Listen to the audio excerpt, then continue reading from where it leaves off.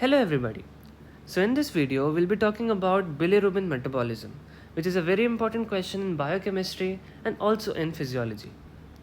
First of all, what is bilirubin? Bilirubin is basically a product of heme degradation. And in this video we'll be focusing on its conversions and excretion from the body. So let us begin our discussion.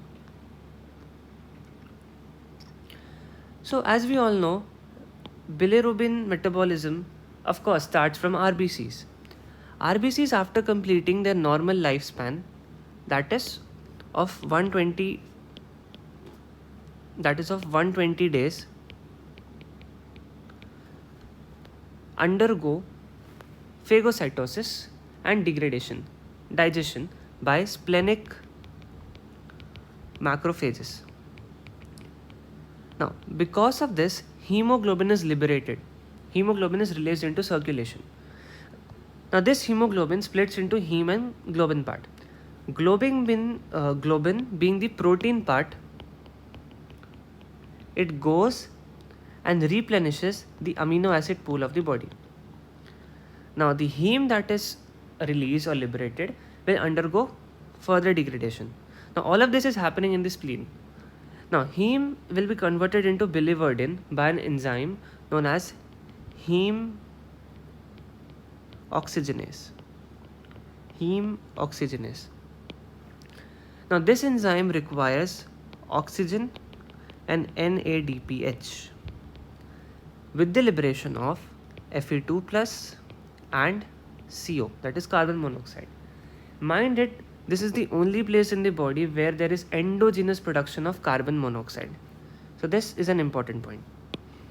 Now, we have biliverdin now. Now, biliverdin will be converted into bilirubin by the enzyme reductase. Now, this bilirubin that is produced here is basically unconjugated or insoluble. Now, since it is insoluble, of course, it won't be soluble in blood, isn't it? So there should be something, that will carry it to the liver, because it has to go to the liver for excretion.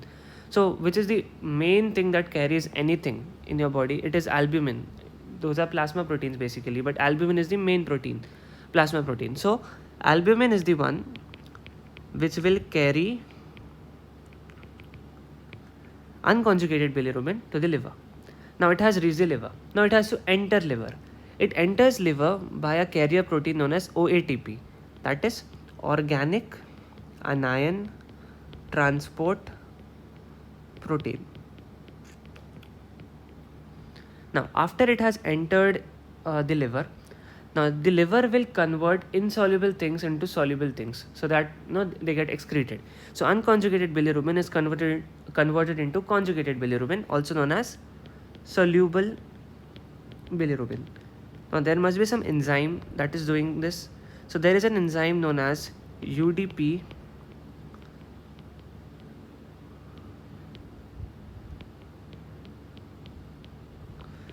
glucuronyl transferase.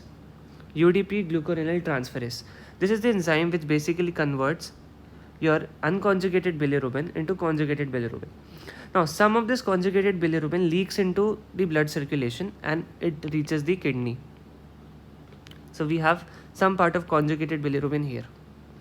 Now, majority of it is excreted out through bile canaliculi via active transport. And via the bile canaliculi, it reaches the intestine. Now, in the intestine, there are certain colonic bacteria. This colonic bacteria will convert conjugated bilirubin into urobilinogen. Now, this is a colorless compound. Now, this urobilinogen undergoes enterohepatic recycling. Okay, so it will be absorbed back and it goes to the liver, and then it will be discharged back into the intestine. So that is when it is known as enterohepatic recycling. Now 95% of the urobilinogen that is reabsorbed back into the liver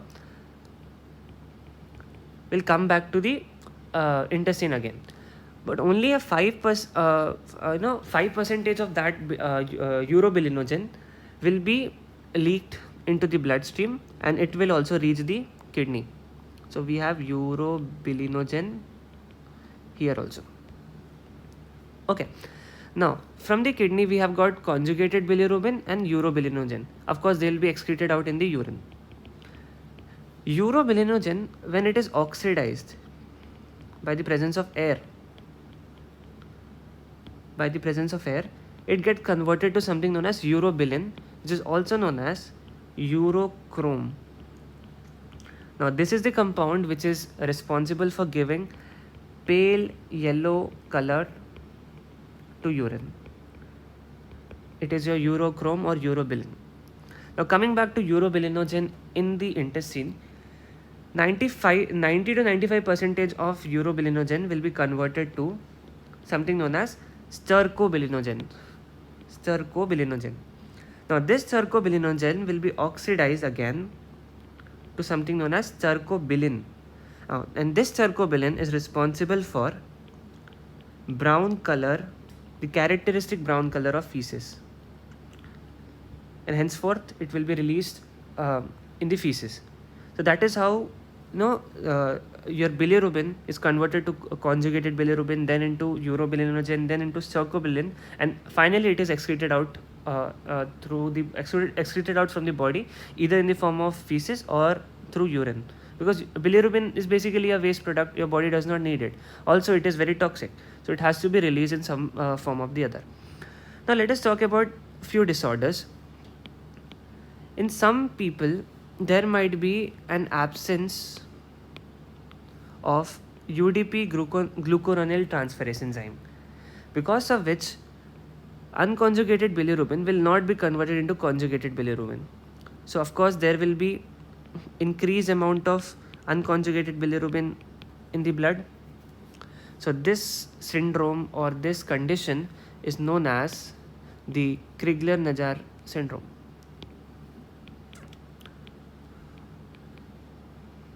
Crigler-Najjar syndrome. It is of two types, type 1 and type 2. In type 1, there is complete absence of the enzyme, wherein in type 2, there is partial absence of the enzyme.